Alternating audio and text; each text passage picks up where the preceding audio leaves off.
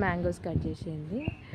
ఇల్లు కట్టక ముందే చెట్టు పెట్టిన, ఇల్లు కట్టేటప్పుడు ఈ చెట్టు తీసేయకుండా ఇల్లు కట్టినాము. ఇదిగో ఇది మా బిల్డింగ్. ఈ చెట్టుకి ఇప్పుడు మ్యాంగోస్ కట్ చేస్తాం. చిన్న ప్లేస్లో పెట్టా, అయినా ఎంత బాగా గాలి చాలా చల్లగా, మ్యాంగోస్ మాత్రం మంచి ఇచ్చింది. బుట్ట నిండా అయితే మ్యాంగోస్ వచ్చాయి, ఇంకా కొన్ని సంచులు వచ్చాయి. ఎంత పెద్ద పెద్దగా ఉన్నాయి చూడండి. పచ్చడికాయలే.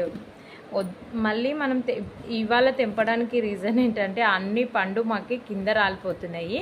ఇవాళ 5 వరకు కింద పడ్డాయి. తెంపుతూనే మా పిల్లలు తినేశారు, మేము కూడా తిన్నాము. ఇదిగో చూడండి, మళ్ళీ ఇంకా ఈ సంచి నిండా కూడా వచ్చాయి. ఇది వచ్చేసి సెకండ్ కాపు అండి, ఇది రెండోసారి కాయడము.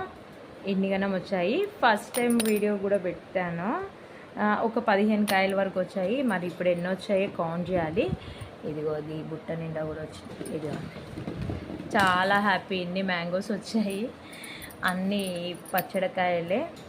ఒక్క చెట్టు కాయ పచ్చడి పెట్టడం అంటే చాలా టేస్టీగా ఉంటుంది, అది మీ అందరికీ తెలిసిందే. ఇదిగో కొన్ని పండ్లు ఉన్నాయి, ఒక 4-5 వరకు పండ్లు కూడా.